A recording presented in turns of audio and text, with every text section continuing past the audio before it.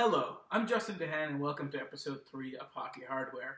On our last episode, we talked about the 1972 Summit Series, and we featured a ring from defenseman Bill White. Today we have another ring from Bill White, but this one comes from his rookie season in the OHA with the Toronto Marlboros. This is a J. Robertson Championship ring for the OHA's best Toronto Marlboros. You can see on the front of the ring, MHC, that stood for Marlboros Hockey Club. The team was also known as the Toronto Marlies, which is where the current Toronto Marlies AHL franchise name derives from. You'll also see the crest and a diamond on the front of the ring, and if you look inside the ring, there's an inscription W. White, and the season 1957-58. Now, this team was coached by Maple Leafs legendary goaltender Turk Broda, and the leading scorer was Bob Nevin, who would go on to win 2 Stanley Cup championships. And there was also another notable blue liner, Carl Brewer, who would go on to win 3 Stanley Cups with the Maple Leafs. And despite being part of the Maple Leafs organization at the time, Bill White would not play for the Maple Leafs. Instead, in 1960, he would turn pro and play 8 seasons in the AHL. 5 of those with the Springfield Indians, where he was coached by Hockey Hall of Famer Eddie Shore. Eddie also owned the team, and while Bill does attribute a lot of skills learned from Eddie, including helping him with his center of gravity, which made him a bit more of a mobile defender. He was a bigger defenseman for the era.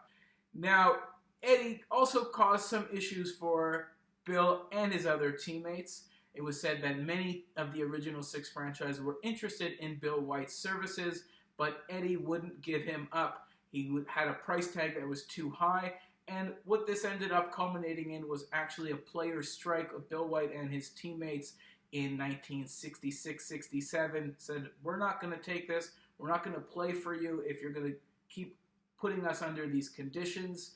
And they brought in lawyer Alan Eagleson, and that was the first strike in professional hockey and is often attributed to the beginning of the players' union. So when we look at today's AHL and NHL, we can see that a lot of things are tested in the AHL, like shootouts started in the AHL, the trapezoid started in the AHL, and before being adapted to the NHL, well, players' unions and players' rights, that also started in the AHL, and Bill White was a big part of that. Eventually, he would get his crack at an NHL roster after Eddie Shore sold the Indians. He was picked up by the expansion Los Angeles Kings in the expansion draft in 1967-68. He would play for the LA Kings for 3 seasons, being one of their top defenders during that period before being traded to the Chicago Blackhawks. Well, with the Blackhawks, Bill would go on to appear in 2 Stanley Cup finals. He didn't win any, and of course he would play a big role in the 1972 Summit Series for Team Canada.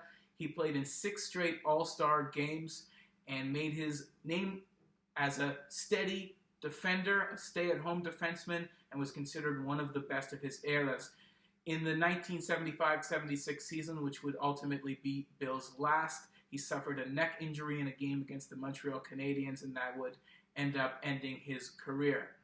After his playing career, Bill did get into coaching. He took over from his former head coach in Chicago, Billy Ray, after Billy was fired. He was an interim head coach. He couldn't improve their record, and he was not welcomed back to the team to coach again. He did end up coaching, you guessed it, the Toronto Marlboros, so his career really came full circle, and he was able to go back home and finish his career in Toronto, where it all started with this ring and this win from the 1957-58 season.